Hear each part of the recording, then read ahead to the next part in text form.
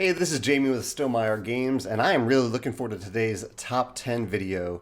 Today I'm going to talk about my top 10 favorite auction games with a bidding element. And I mentioned that specifically for a reason that I'll talk about in a minute. But I'm excited about this because I really love auction games. There are quite a few that I really enjoy. And I was a little surprised that I haven't already done this list. I searched for it on my channel here and found that I didn't have it, so I'm excited to talk about it. Now, I made that caveat about auction games with bidding. If you look on Board Game Geek, there are lots of different types of auction games. I'm pretty sure I've probably forgotten some off this list. Name some awesome auction games in the comments, and I may have played them. But a few games that I'm not going to mention are those that don't really have bidding elements to it. Some of my favorite games include the Castles of Mech and Ludwig and Isle of Skye, both of which have what I call I price you choose, where a player is pricing some things and then essentially auctioning them off to the other players. They're saying, okay, who wants to buy what? It is a form of auction. I'm not going to count it for this though, because you're not really bidding on it. There's no escalation in bidding. There's no competition. You are just buying something from another player. So for those types of games, I am not putting them on this list. Some honorable mentions that aren't quite going to make this list are ShipShape, a game that I really enjoy, but the auction I think was actually the weakest part of the game. I really love the spatial element. I'll do a video on that soon. Power Grid, classic game, really awesome. Again, the auction is an important part of the game, but maybe not the reason that I love the game, and so I didn't quite make the top 10. And then The Estates, which has a wonderful auction mechanism, just wasn't quite in my top 10. So let's jump into the list here with number 10, which is Karesansui. It is a game about Japanese rock garden, a Japanese rock garden that you're building. I have a video about it. In fact, I have videos about all these games. Feel free to check them out. But the key element that I love about Karesansui is that you don't really want to win the auction. Like, you have to bid, but you don't want things. You have this this chart of rows and columns. Hopefully there's a photo here that Joe can put up of rocks that you're putting in your garden, but you don't want them there in specific combinations.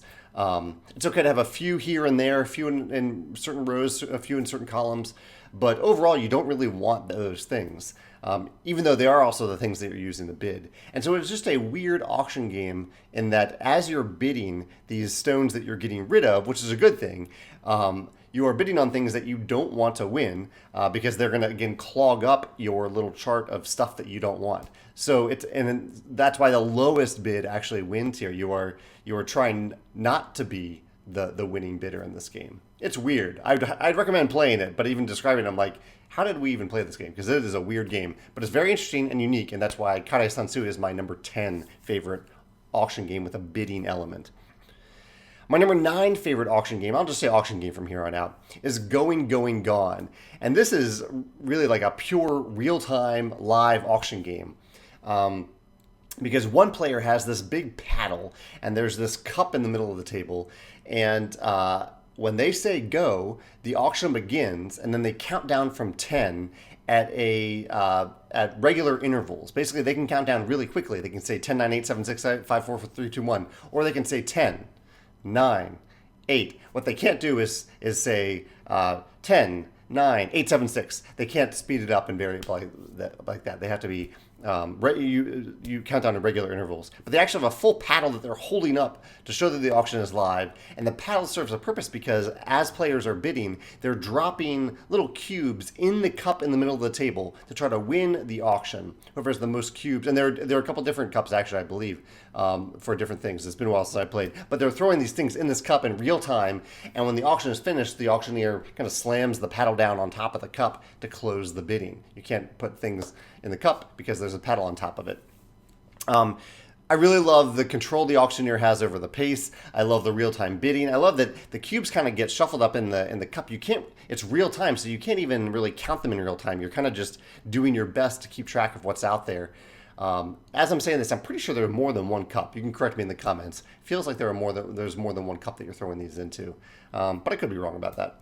But I love the real-time element. I love the auctioneer control. Really cool. That's Going, Going, Gone, my number 9 favorite auction game. My number 8 favorite auction game is Cursed Court. This is another very odd game. It has a spatial element in that you're bidding on these different characters on this board. Hopefully, again, there's a photo here that can describe it best. I won't go into all these details here, but there are two things that really stand out about it. One is that you don't even really know what you're bidding on.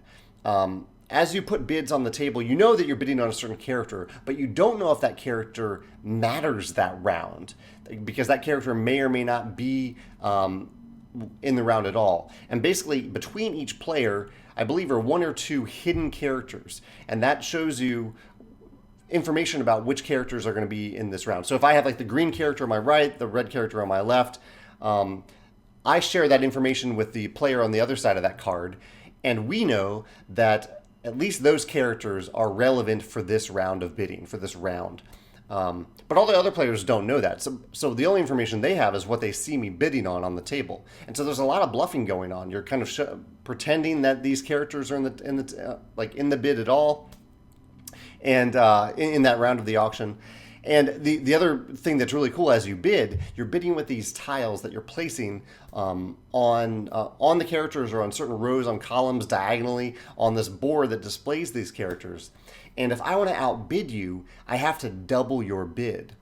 This creates some really nice choices, really interesting choices as you bid, because at certain times you might say, okay, I just want to win this specific bid on the table.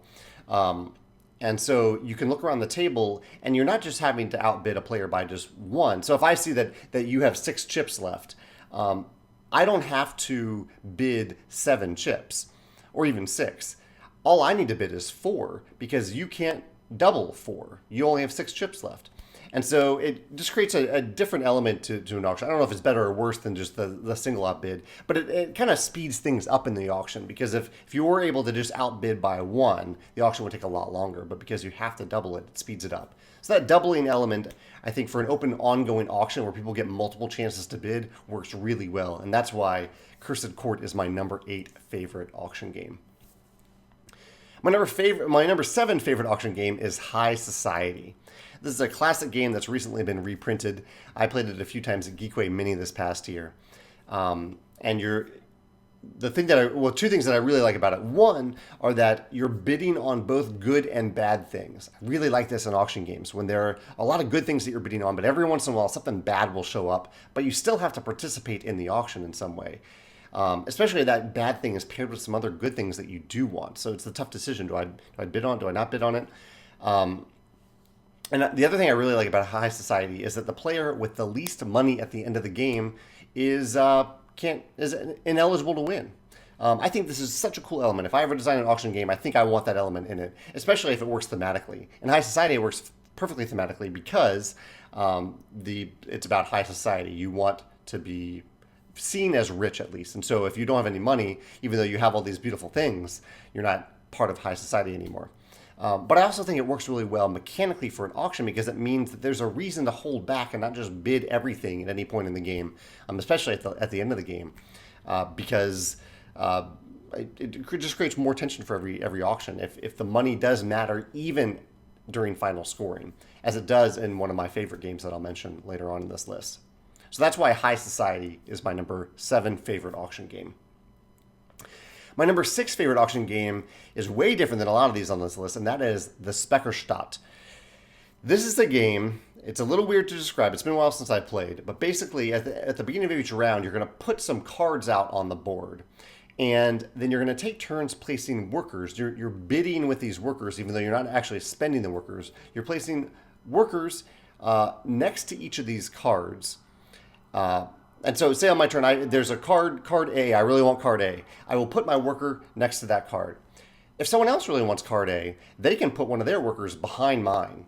And then I might even put another worker behind that. They might put another one. Someone else might jump in and throw a worker in there at the end.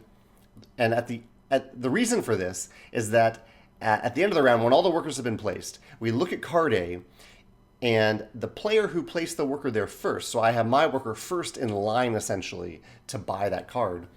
The cost to buy that card is the total number of workers associated with that card right now. So in the example I just gave, there were 5 total workers lined up next to that card. So I would need to pay 5 coins to get that card. I believe it's the total. It's either that or the number of workers that are behind mine, but I think it's the total number of workers. And so this is such a cool mechanism here because there's a reason to be first in line because you get to be the first to bid. But by doing that, you might be paying a really high price. Whereas if you put yourself further back in line, you may not ever get a chance to buy the card. But if you do, it's going to be a lot cheaper than you were if you were at the front of the line. It also is fun because there might be certain times in the game where, in fact, in every round, where you know that you can't afford a certain card. Maybe you don't need a certain card, and you might just throw your worker down on one of the auctions to make it a little bit more expensive for the next player. And it's kind of just okay to do that. Sometimes in auctions, it's a little bit annoying for players to do that. In fact, Chinatown comes to mind as I'm saying that. I don't know if Chinatown's quite an auction game. Maybe not. Didn't make my list. But sometimes people can just jump into auctions to create chaos or to make things more expensive. But in Speicherstadt, you just have these extra workers sometimes that you need to associate with different auctions. And so you don't want to make something more expensive that you're already bidding on. And also it's really cool that you might actually put workers on something that you are bidding on just to push someone else out of the auction, someone else who's in line there. So you might end up paying more yourself, but you prevented someone else from buying the card. Really cool game. Speicherstadt, my number 6 favorite auction game. My number 5 favorite auction game is another filler. There are a couple fillers on this list. I think auction games can work well as fillers. And that is No Thanks. In No Thanks, you are basically trying to get the lowest score. And one of the nice little twists in the game is that if I have like cards 27 and 29, then my total score is going to be, 58. You add those two numbers together. But if I can get card number 28 as well, if you have a run of cards, you only look at the lowest of those cards. So if I somehow got that number 28, instead of adding that 28 to my total, I would only score 27 points, which is great. You want the lowest score in this game. But the bidding mechanism is just so light and easy and fun. Basically, you have these little red chips, and these are good. You want to have these chips. At the end of the game, if I have 10 chips, that's the opposite of 10 points. It's like negative 10 points, because you don't want points in this game. Every time when you bid, there's a card on the table that you're bidding on, and if you want to stay in the auction, you have to contribute a coin. There's no greater cost than that. You're just paying 1 coin. And I'm hoping I'm not messing this up as I'm saying it. That's like the theme of today's auction, today's list. So you contribute 1 coin to the total pool, and you keep on going. So everyone keeps paying a coin, dropping 1 coin at a time until someone finally says, "Fine, I'll take the card. I'll take it," and they get all the coins that have been bid for it. This creates some really interesting tension in the game because every now and then you might know that a certain player wants a card. Maybe they have the 27, the 29. You know that they want the 28, but no one else wants it because no one else has the 27 and the 29 at that point. So that player, even though they definitely want that card, they might let the auction go around a few times because they're getting the tokens that they actually want, the negative point tokens basically, are accumulating next to this high value card. It's just a really cool, simple mechanism, and the game plays so fast. It's a lot of fun. No Thanks is my number 5 favorite auction game. My number 4 favorite auction game, the first that I actually own on this list, is For Sale. For Sale is such a weird game to teach because in For Sale, the 2 rounds are completely different.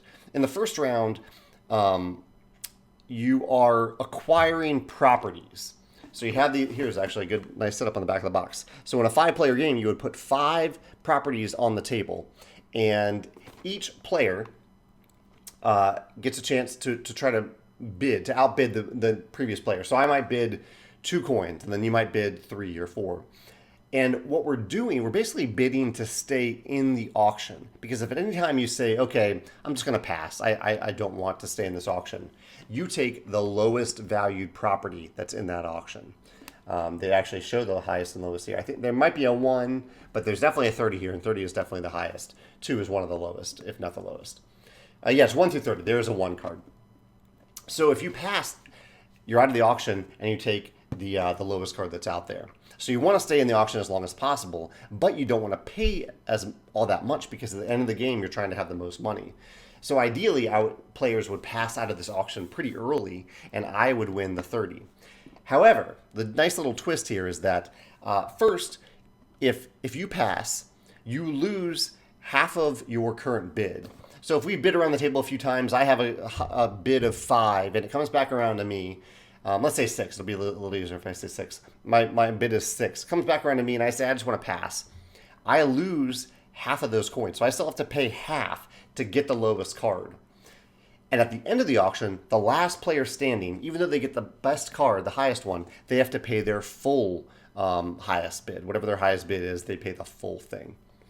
Then in the second half of the game, it reverses, and you're then using these properties. You're then selling these properties for these money cards that will come out. So every round you'll put out 5 money cards, and then we'll each blind bid a property. So a completely different type of auction. We'll blind bid a property, and the highest property gets the highest value coin card. For Sale is just, it's an awesome game. I love it. This is one of my favorite filler games. It's a little weird to teach because it's tough to understand the second half of the game until you actually play the first half and then explain the second half of the game. But I still have a ton of fun with it, and that's why For Sale is my number 4 favorite auction game. My number 3 favorite auction game is one that is arguably not an auction game, but I kind of think it is, and that's poker. Poker is a game where you are bluffing and bidding. Bidding is kind of the theme of this video here. You're bluffing and bidding to win the pot. And I'm talking about specifically Texas Hold'em poker. No, Texas Hold'em poker. This is the style of poker that I played for many years before I hosted my game night. I would just have a weekly poker night where we'd sit down, put in $10 and play poker.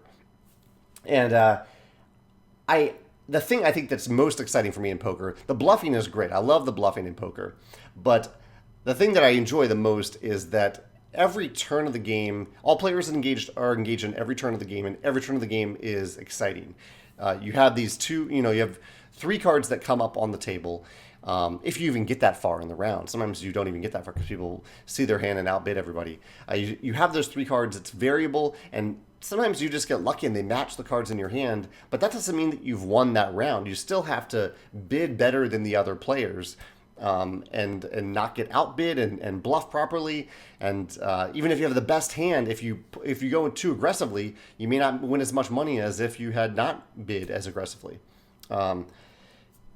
Awesome game. I've just had so much fun with poker.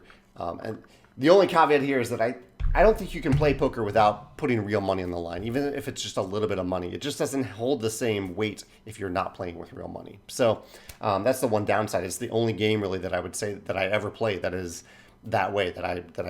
It's not exciting unless you play with money. Otherwise, I don't bid real money on any of the games that I play. But yeah, that's poker. My number 3 favorite auction game with a bidding element, strong bidding element in poker. My number 2 favorite game. If you watch my videos, you probably know that we've come down to one of 2 games. Both of them are 2-letter games. They have 2 letters in their name. And the first one, number 2, actually not the first one, the number 2 is QE. QE is an auction game where you can bid any number that is not variable, that is a hard number, specific number, any specific number. And I've just had a blast playing QE. It uses these little whiteboards. You can see it here. These whiteboard tiles to kind of track your bids, because at the end of the game, another catch, this is kind of similar to High Society. In QE, at the end of the game, the player who has spent the most, similar to High Society, not the same, but the player who has spent the most cannot win. So even if you have a game where you're spending billions of dollars, you're literally writing down $1 billion on one of these little tiles to win a bid, you may not win. You probably won't win if you're bidding that much. But because at any point in the game, because you're bidding that much, everyone else might be bidding that much as well, so they can win tiles along with you. I'm not going to go into detail to describe all the different mechanisms of the game. It's really not that complex, but I just love the idea that you can bid whatever you want. It sounds like it doesn't work, but because of that one hook, that one catch that the player who bids the most can't win, it resets everything. It puts everything in perspective for all players as you play, and it ends up being just a lot of silly fun with some really interesting decisions throughout the game. So QE is my number 2 favorite auction game for that reason. That leaves a game that I don't own, a game that I would love to own, but don't own. But I have two friends that own it, and that is Ra. Ra is one of my favorite push your luck games, in addition to one of my favorite auction games, and it combines this push your luck element with the auction in such a way that I think is beautiful and clever. Specifically in that I mentioned that I love auction games where bad stuff comes out in addition to good stuff, and that happens in two different ways with Ra. One is that you have this row of tiles, and on your turn, oftentimes all you're doing is drawing a tile out of a bag and adding it to the auction row. At any given time, if there is an auction, you're bidding on all of those tiles. Most of those tiles are good, but every once in a while there's a bad tile to come out. So even if you have this long row of very good tiles, suddenly it can be somewhat ruined by one or two bad tiles that come out. So I love that tension of how far do I want to go? Is it actually better to go after more tiles, keep drawing blindly, or not? The other element is that each round is timed, other than by all players bidding out of the round, by these Ra tiles. If you draw a Ra tile, it instantly starts an auction for the current row. So you don't always have to wait for players to start an auction. But if there's a certain number of Ra tiles based on player count, the round just ends immediately. And so there's this wonderful tension in Ra to kind of be the last player standing in a round, because it means they can just draw tile after tile adding to the auction that they're going to win because no one else is in it, or if maybe only one other player is still in it. But at the same time, they could draw Ra tiles that instantly end the round, and they may not get to bid on anything. So there's this wonderful push your luck tension happening there. The other really cool thing about Ra is the way you actually bid on things. And that is, you don't have like a pile of money or anything like that. You don't have an endless supply of resources to bid with. You have 3 tiles. I think a different player count, maybe you have 4 tiles. But I played 4-player the other day. We each had 3 tiles. They're numbered 1 through 12, I believe, in a 3-player game. And when you bid, you are taking one of those tiles and you're saying, this is my bid for this round. There's no second chance to bid. You are just bidding that amount. And it's the actual tile that you're bidding. You're getting rid of that tile. So if I have an 8 tile, I'm bidding with that tile. And it means that you can also only win 3 auctions that round. I only have 3 tiles. Once I bid it, I flip over the tile that I gain. I'm describing this very poorly, if you can't imagine, but feel free to look up a video about Ra to see how it works. I'll try again because I really want you to understand this. There's always an auction tile in the middle of the table, and so when you're bidding on those rows of tiles that I talked about, you're also bidding on that auction tile. If I win the bid, so I'm bidding one of the tiles that I have that's currently active, say it's an 8. I bid an 8, say I win the auction. I gain that tile that was in the middle of the table. That 8 tile becomes that tile in the middle of the table. I gain that other tile and I flip it over to show that I have won one of my three tiles. I've used one of my 3 tiles. I only have 2 remaining. So I can't win a bunch of auctions each round. At most, I can win, in a 4-player game, I can win 3 auctions at most because I only have 3 tiles to deal with. But I also love that you are gaining a bidding tile itself that you will use in the following round. So if I bid that 8 tile and I get a 1 bid tile in return, my ability to bid becomes much weaker for the next round. Or I can use that 1 and leverage it into a much better tile. It changes the value proposition. The Ra tiles change the value proposition. Yeah, brilliant game. And I am saying this after scoring an amazingly low score at Ra the other day. I scored 4 points at the end of the game of Ra. I think the winning player had like 50 points. And yet I love this game. It is such a fun game. I always look forward to playing it. And that's why Ra is my #1 favorite auction game. Looking at the time here, while this video went longer than I thought, I did not think that would be the case. But I've had fun discussing auction games with you. I love these mechanisms. I think they're so clever. And I'd really love to hear about your favorite auction games or what you think about these games that I've mentioned in this list today. So I look forward to hearing your thoughts in the comments. If you have any questions for me, feel free to ask them there, and I'll chime in the comments as well. Thanks.